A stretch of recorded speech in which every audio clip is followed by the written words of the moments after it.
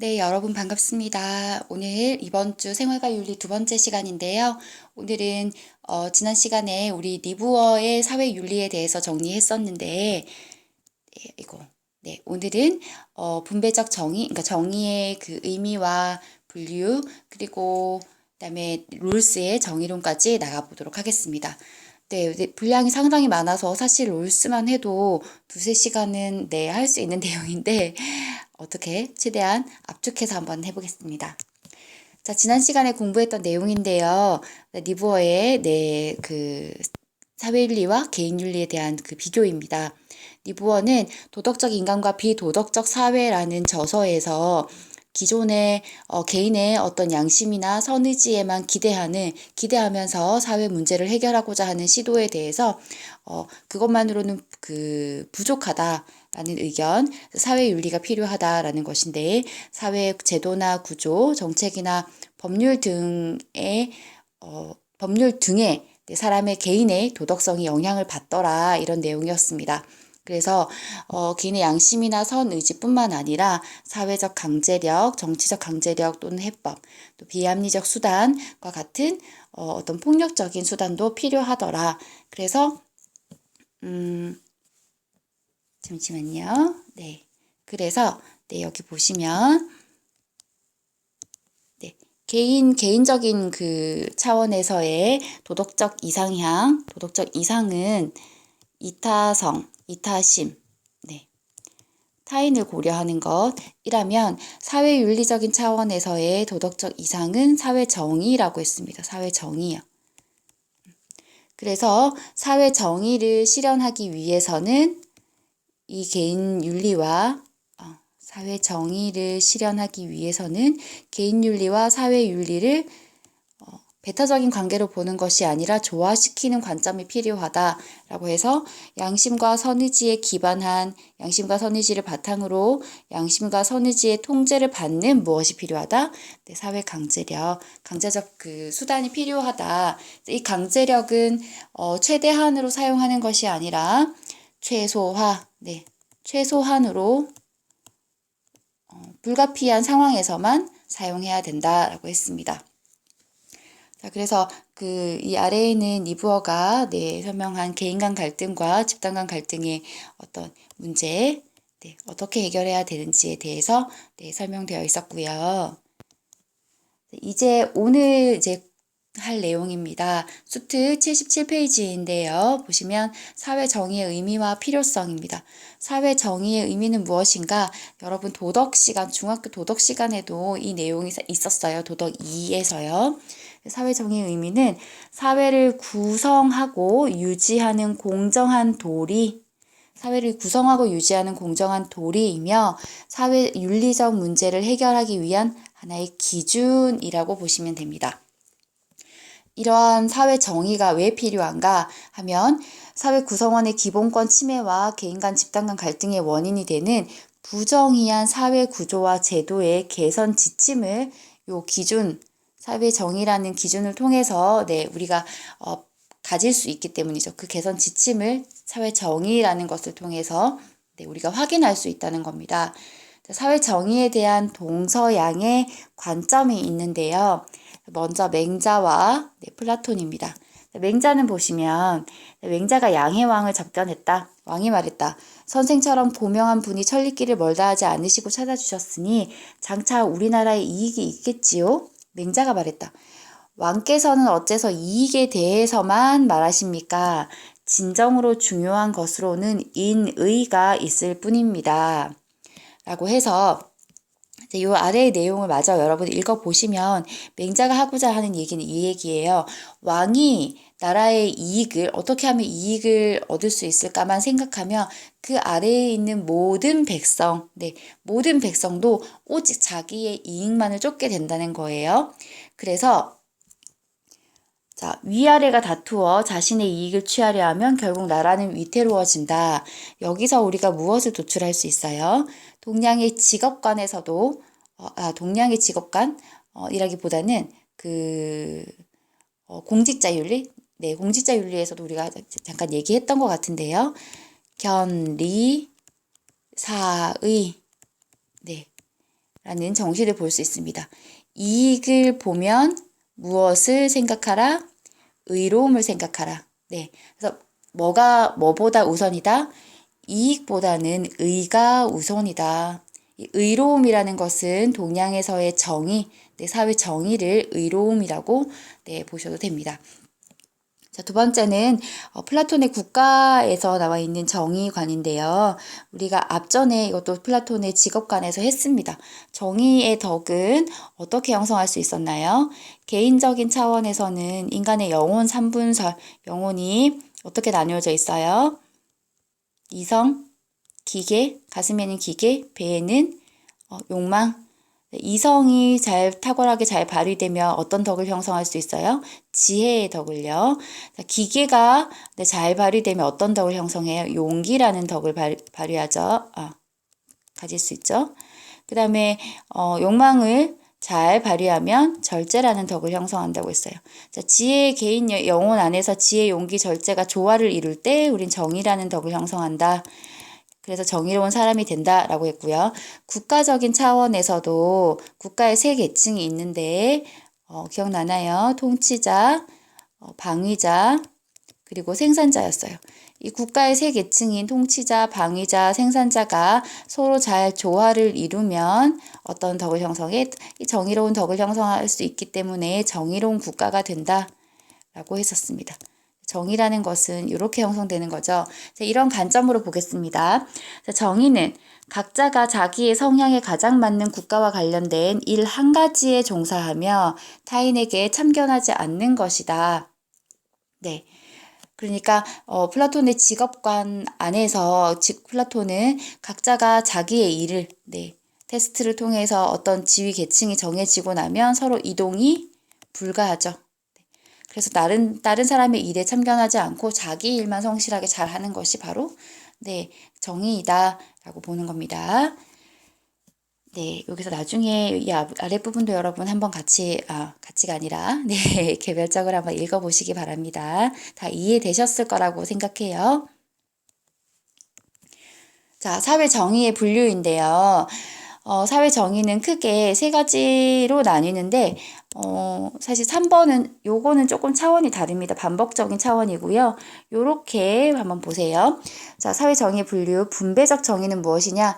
자, 각자가 자신의 몫을 누리게 할 수 있는 것이라고 보통 정의합니다.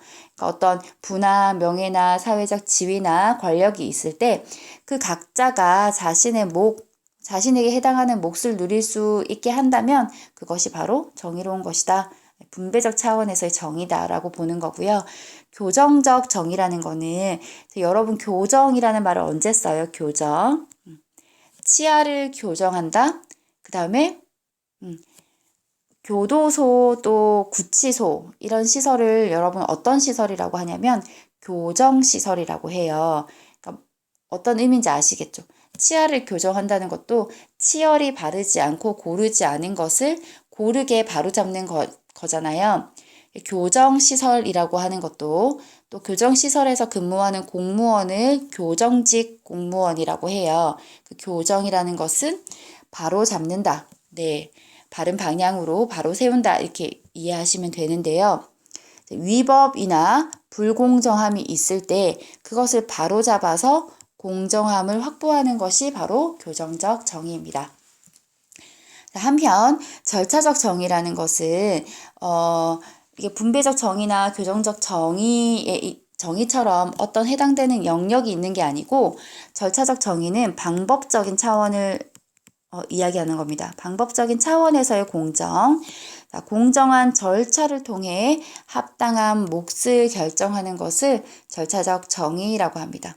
절차적 정의는 그 절차가 공정하다면 그러한 절차를 통해서 나온 결과도 공정하다고 보는 관점이 절차적 정의관입니다. 우리가 계속 얘기할 거라서 넘어갈게요. 자, 이제 교과서 수특 교재 77페이지에 있는 자료 플러스입니다. 아리스토텔레스가 정의를 어떻게 정의라는 것을 대해서 어떻게 정의를 내렸는지 그리고 정의를 분류를 했어요. 정의를 어떻게 구분을 한 거죠. 어떻게 구분했는지를 살펴보겠습니다. 자, 아리스토텔레스는 요 밑에 내용, 제가 여러분 여기 위에 있는 내용을 이렇게 정리한 겁니다. 동일한 내용이에요. 자, 아리스토텔레스는 정의를 일반적 정의와 특수적 혹은 부분적 정의로 구분했습니다. 일반적, 모두에게 일반적으로 적용되는 정의이기 때문에 보편적 정의라고도 합니다. 같은 거예요. 자, 그리고 특수적 정의는 일반적으로 모든 사람에게 적용되는 게 아니라 특수한 어떤 영역, 어떤 해당되는 부분에만 적용되는 정의라고 해서 특수적 혹은 부분적 정의라고 해요. 자, 이렇게 두 가지로 구분하였는데, 일반적 정의란 무엇이냐 하면, 자, 시민들이 공익을 지향하는 법을 따르는 것을 의미한대요. 공익을, 일반적으로 여러분 한 사회의 법은 그 사회의 공익, 공동의 이익, 공동선을 지향하는 방향으로 설정되어 있습니다. 그래서 공익을 지향하는 법을 준수하는 것. 그러니까 준법이죠. 네, 법을 지키는 것, 준법, 준수하는 것이 바로 일반적으로 모든 사람에게 보편적으로 적용되는 정의가 되겠습니다. 그런데 자, 특수적 정의 혹은 부분적 정의에는 그 해당되는 영역에만 특수적으로, 부분적으로 적용되는 정의겠죠. 그게 바로 세 가지 제시합니다. 그 영역을. 먼저 분배적 정의, 그리고 교정적, 교환적 정의를 제시하는데요. 분배적 정의는 기하학적 비례의 동등함을 추구하는 것으로 각 사람의 가치에 따라 분배해야 정의롭다는 것이다. 아리스토텔레스는 그 사회의 분화, 명예, 그리고 어떤 지위 등을 분배함에 있어서 각 사람이 그 공동체에 기여한, 얼마만큼 기여했는지 그 기여도를 보고 기여도에 비례해서 분배해야 정의롭다 라고 보는 거예요. 그러니까 우리 사회에 3만큼 기여한 사람이 있고 1만큼 기여한 사람이 있다라고 봤을 때 여기에 비례해서 3대 1만큼 분배를 해야 된다는 거죠. 이것들을 분배할 때 이것을 기하학적 비례의 동등함을 추구한다라고 합니다. 기하학적 비례의 동등함, 기여도에 비례한다는 거예요. 교정적 정의는요, 산술적 비례의 동등함을 추구하는 것인데, 무슨 말이냐?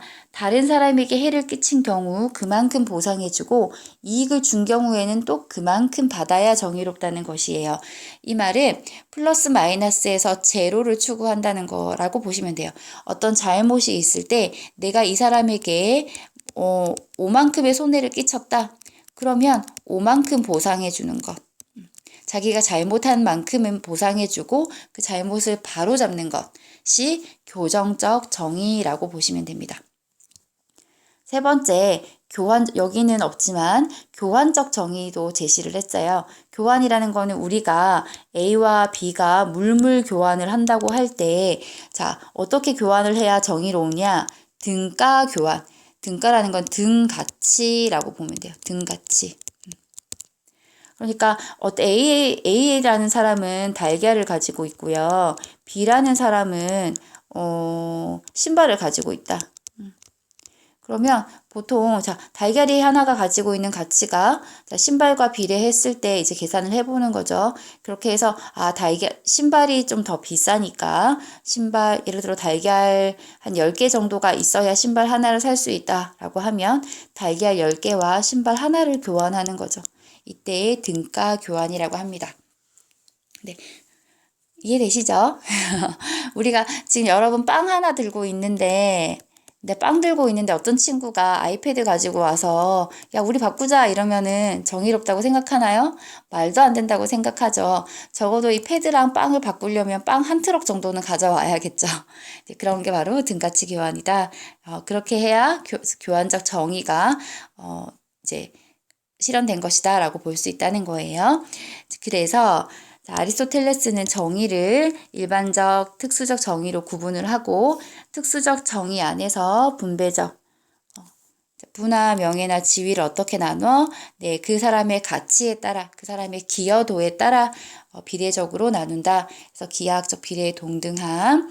자, 교정적 정의는 무엇이에요? 산술적 비례의 동등함. 플러스 마이너스에서 제로 만들어주는 거죠. 손해를 복구시켜준다는 개념에서 산술적 비례의 동등함을 추구한다. 그 다음에 교환적 정의에서는 등가 교환이 정의로운 것이더라.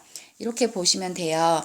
자, 시험 문제에서 가장 많이 나오는 게 분배적 정의에서 기하학적 비례냐, 산술적 비례냐 이런 걸 묻습니다. 그래서 저는 이렇게 가르쳐 드리고 있어요. 조금 유치할 수는 있지만 부끄러워하지 않고 말씀드릴게요. 자, 여러분 이렇게 아리스토텔레스의 정의의 분류를 배우고 나니까 기분이 어떻게? 네, 기분이 산뜻하죠? 기분이 산뜻한교? 기분 산교 이렇게 네, 기분 산교 이렇게 가르쳐 드려요. 기분이 산뜻한교. 네, 기하학적 비례는 분배적 정의에서, 산술적 비례는 교정적 정의에서 기분 산교. 이렇게 한번 생각해 보시면 시험 문제 풀 때 생각납니다, 여러분. 네. 저를 부디 부끄러워하지 마시길 바라면서 다음으로 넘어갈게요. 자, 우리 교재에 있는 내용입니다. 교과서 91페이지인데요. 자, 정의란 무엇이냐? 자, 아리스토텔레스는 같은 것은 같게, 다른 것은 다르게 분배하는 것이 정의로운 것이다. 그래서 동등한 구성원이라면 동등한 몫을, 동등하지 않은 구성원이라면 동등하지 않은 몫을 분배해야 정의롭다라고 봅니다. 같은 것은 같게, 다른 것은 다르게. 이 말은 무슨 말이냐 하면 자, A라는 사람은 10시간을 일을 했어요. 공동체를 위해서 일을 했고, B라는 사람은 5시간을 일을 했어요.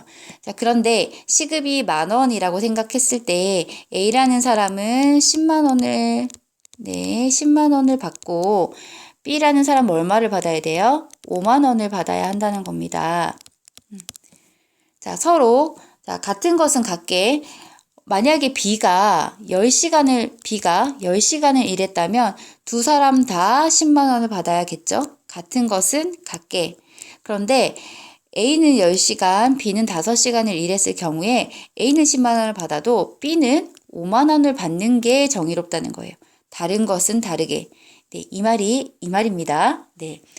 나는 정말 체육대회에서 열심히 일을 해서 우리 학급에 기여를 엄청나게 했는데, 어떤 친구는 응원도 제대로 하지 않고 열심히 하지 않았다는 거예요. 그런데, 체육대회에서 우리가 1등을 해서 문화상품권이, 예를 들어서 우리가 30명인데 문화상품권이 30장이 왔어요. 정말 열심히 해서 1등 하는데 기여한 어떤 친구도 한 장, 네. 아무것도 하지 않고 심지어 응원조차 하지 않았던 다른 반에 가서 놀았어요. 우리 반 경기를 할 때. 그 친구도 한 장 똑같이 준다면 여러분 정의롭다고 생각이 되시겠어요? 어렵죠. 네, 맞습니다. 물론 또 그렇다고 이 기여도를 어떻게 잘 측정할 수 있느냐? 그 문제도 어려운 문제기는 해요. 그렇지만 똑같이 주는 것은 분명히 정의롭지 못하다고 모두가 느낄 겁니다. 이런 차원에서 같은 것은 같게, 다른 것은 다르게 분배하는 것이 정의로운 것이다. 라고 보는 게 아리스토텔레스의 사회 정의관입니다. 그래서 분배적 정의라고 하면 여러분 이런 거죠. 방금 문화상품권으로 설명했지만 사회의 모든 자원은 한정되어 있다는 거예요. 어떤 부라든지 명예라든지 지위라든지 직책이라든지 다 정해져 있습니다. 그러니까 우리가 학급에서 성적 시험을 쳐도 1등은 한 명밖에 할 수 없잖아요. 뭐 상위 30%다. 한동은 흐리고 기온은 13도입니다. 오늘 오전에는 구름이 많고 오후에는 흐릴 예정입니다.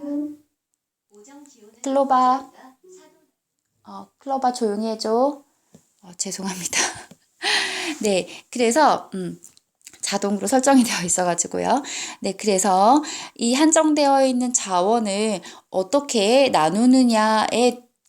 어떻게 나누는 게 정의로운가 하는 문제가 바로 분배적 정의의 문제고, 각자의 그 학자들이 각기 정의로운 분배 과정에 대해서 이야기하는 것이 정의관이라고 보시면 되세요.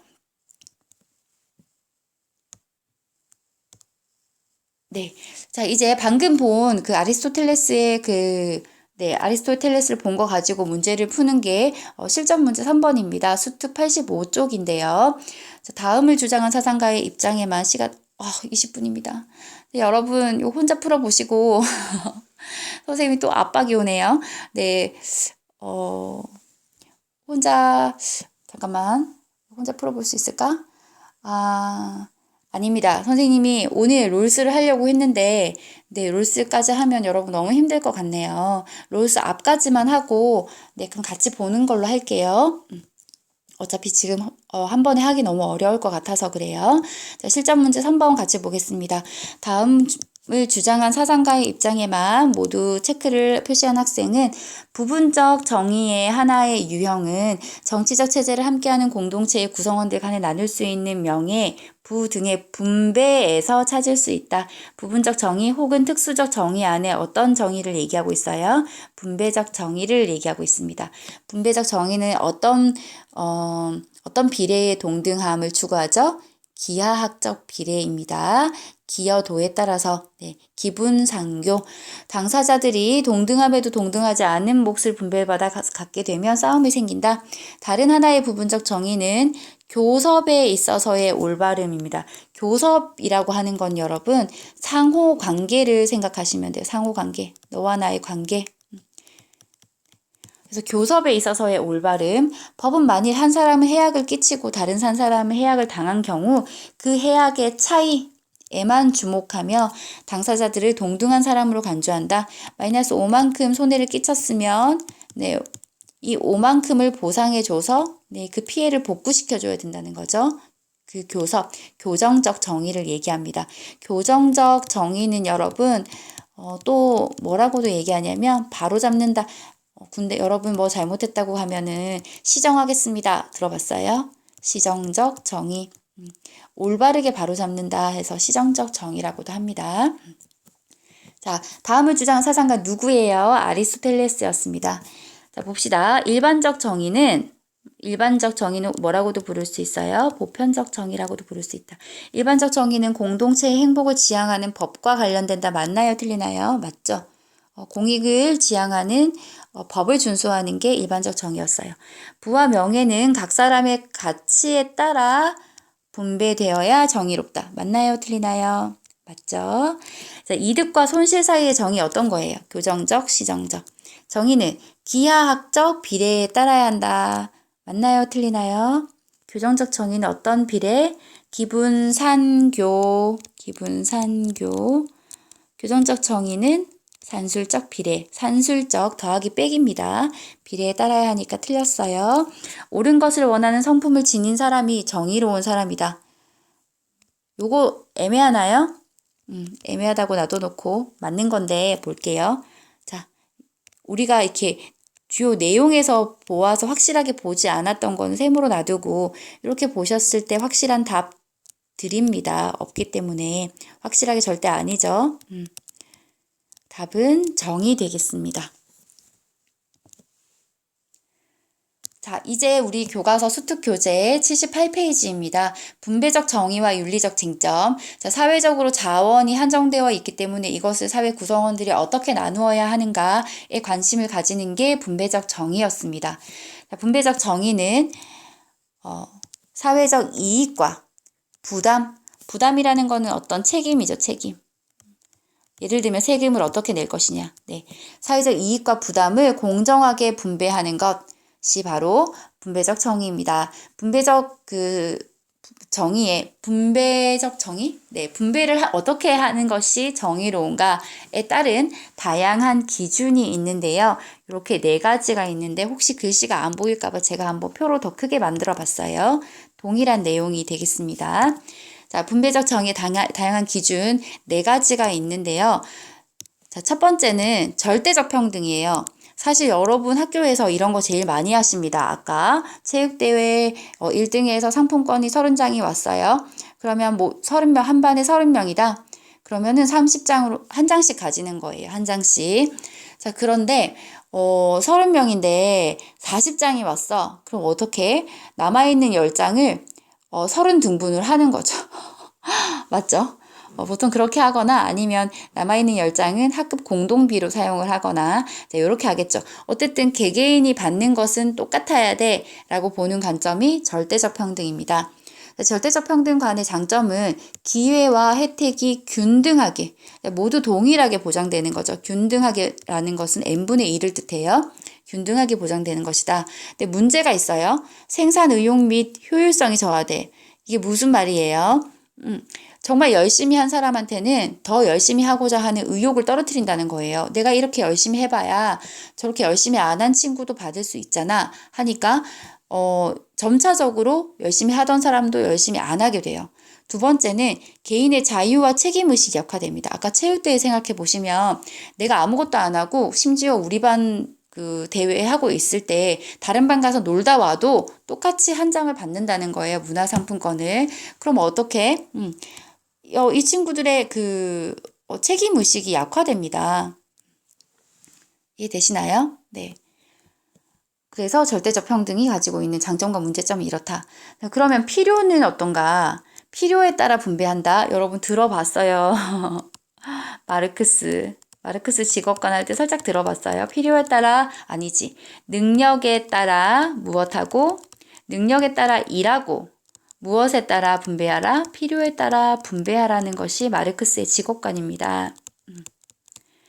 능력이 되는 사람은 더 많이 일하고 능력이 부족하면 어쩔 수 없으니 자기 능력만큼만 일하고 필요라는 것은 밥 한 공기만 먹어도 배가 부른 사람이 있고 밥을 한 3공기 정도는 먹어줘야 배가 찬다 하는 사람이 있잖아요. 그것이 바로 필요입니다. 그러니까 3공기 먹어야 배가 부른 사람은 3공기 주라는 거예요. 그래서 필요에 따라 분배한다. 그런 말입니다. 자, 이런 필요를 고려한다는 것은 장점은 사회적 약자의 보호가 용이하다. 쉽다는 거죠.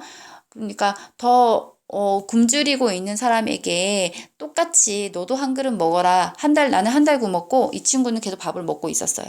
근데 그렇게 분배하는 것은 사회적 약자를 보호하기가 어렵죠. 하나 더 예를 들게요.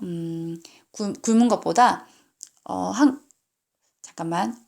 그렇지. 체중이 40kg 나가는 친구가 있고 어떤 친구는 100kg가 나가는 사람이 있는데요. 이 친구는 밥 한 공기만 먹어도 배가 너무 부르다는 거예요.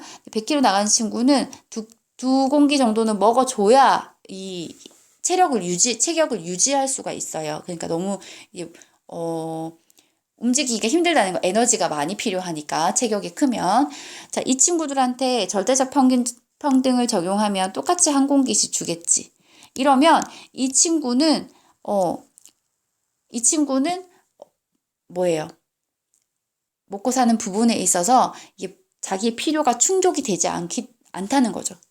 그러니까 이러한 관점에서 지금 우리가 체중으로 비교를 하긴 했지만 사회적 약자, 좀 더 많은 보상이 필요한 이런 사람들의 보호가 절대적 평등에서는 쉽지 않을 것이고 이 필요에 따라 필요를 기준으로 해서 분배하는 관점에서는 이들을 더 보호하는 게 용이하다. 보호할 수 있다라는 거예요. 근데 문제점은 필요에 따라 분배하면 여러분 기본적으로 모든 사람의 필요를 우리가 충족하기가 불가능합니다. 왜 그래요? 사회적 자원이 한정되어 있어서 그래요. 인간의 필요라는 것은 무한정일 수 있는데 자원은 한정되어 있기 때문에 모든 사람의 필요를 다 고려하고 충족하기가 어렵다는 거예요. 어렵다기보다 불가능합니다. 그 다음에 필요에 따라 분배한다는 것은 경제적 효율성도 저하시켜요. 어떻게 다 주냐는 말이지. 경제적으로도 효율적이지 않다. 자, 그럼 세 번째 관점은 분배하는 데 있어 기준은 능력입니다. 장점은 능력이 뛰어난 사람에게 적절한 대우를 할 수 있습니다. 문제점은 능력이라는 것 자체도 선천적인 요소가 개입되는 거예요. 태어나 보니까 IQ가 200이야. 태어나 보니까 IQ가 80이야. 이 두 친구가 경쟁을 하는데 능력에 따라 너가 능력이 뛰어나니까 더 많이 가질 수 있어 라고 하면 태어날 때부터 IQ가 이렇게 정해져 있었는데 억울한 거죠. 그런가요? 여러분, 저만 억울한가요? 네, 여러분 다 IQ가 좋아서. 네, 그래서 실수한 게 있다면 넓은 마음으로 이해해 주세요. 네. 자, 그래서 능력 획득에 선천적 요소가 개입되기 때문에 능력을 가지고 분배하는 것은 정의롭지 않다. 또 능력 평가 기준 자체가 모호하다. 개개인의 능력을 어떻게 여러분 정량화, 어떻게 측정을 해서 그것을 기준으로 보상을 할 것이냐. 그 기준이 모호하다는 거예요. 자, 마지막 기준은 업적입니다. 더 짧게 말씀해 주세요. 네, 업적을 기준으로 분배하는 것은 객관적 평가 및 측정이 쉽다는 장점이 있고요. 그리고 그 개개인에게 업적에 따라서 열심히 해서 성과가 좋으면 더 많이 가져가고, 성과가 작으면 자신이 성과가 부족했기 때문에 작게 가져가기 때문에 동기가 부여되고 생산성을 향상시킬 수 있다. 자, 이 절대적 평등하고의 차이다. 그죠? 반대. 생산성을 향상시킬 수 있습니다. 그러니까 업적이라는 우리 쉽게 흔히 생각하면 영업직에 종사하시는 분들 생각하시면 되세요. 아이고, 지워졌네요. 죄송합니다. 네, 제가 예를 들어서 자동차 만약에 판매직이다. 그러면 카딜러다. 그러면 차를 10대 판매한 사람과 한 대 판매한 사람이 절대적 평등, 똑같은 똑같은 임금을 받는다고 하면 이분이 열심히 파시겠어요? 이분도 열심히 팔지 않습니다. 내가 팔거나 팔지 않거나 똑같이 임금을 받는다면. 그런데 한 대당 100만 원을 받는다 치고, 자, 10대 판 사람은 1,000만 원을 받고요. 한 대 판 사람은 100만 원을 받아요. 자, 이렇게 하면 이 판매량, 업적을 기준하기 때문에 객관적인 평가 및 측정이 굉장히 쉽죠. 그리고 동기부여 및 내가 한 대라도 더 팔아서 열심히 해서 더 성과를 더 많이 받아야겠다라고 하는 동기부여나 생산성이 향상시킬 수 있습니다. 그런데 반면 서로 다른 종류의 업적이 있을 때 그 평가가 어렵다. 어떤 사람은 판매를 하고 어떤 사람은 내근직일 수 있잖아요. 사무직. 같은 회사에 판매직도 있고 생산직도 있고 그리고 사무직도 있다는 거예요. 행정을 보는 이 사람들의 업적을 서로 다른 종류의 업적을 어떤 기준으로 평가할 것이냐라는 거죠. 서로 다른 종류의 업적을 평가하는 것은 굉장히 어렵다. 그리고 이 능력과 마찬가지로 사회적 약자를 배려하는데 또 어려움이 있다는 거예요. 왜냐하면 아까 이 능력도 마찬가지인데요. 어떤 사람은 태어나 보니까 장애를 가지고 태어났을 수도 있죠. 근데 달리기 능력만 가지고 만약에 그 분배를 한다. 그랬을 때 애초에 달릴 수가 없는데 어떡하란 말이지? 이럴 수가 있다는 거죠. 업적도 마찬가지다. 사회적 약자의 배려를 하는 데 있어서 업적만 기준으로 하면 어려움이 있을 수 있다라는 겁니다. 자, 이렇게 분배적 정의의 4가지 기준에 대해서 살펴봤습니다. 자, 이제 다양한 정의관, 그럼 분배적 정의에 있어서 구체적으로 우리가 방금 봤던 거는 크게 이렇게 4가지로 4가지 기준을 가지고 보통 얘기를 많이 하는데요. 이제 남아있는 부분은 각 사상가가 구체적인 분배 방법을 제시한 게 분배적 정의관인데요. 우리가 볼 사상가는 오늘은 아니지만 자, 마르크스 그리고 롤스, 마르크스 롤스 그리고 노직, 노직 그리고 마지막으로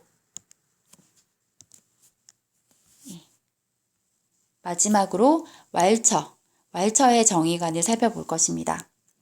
총 4분인데 마르크스, 그리고 롤스, 노직, 왈처입니다. 그래서 여기서 가장 무거운 게 이제 롤스이긴 한데요. 다음 시간에 제가 아마 롤스까지 하고 노직과 왈처는 학교에 와서 해야 되지 않을까 이런 생각이 듭니다.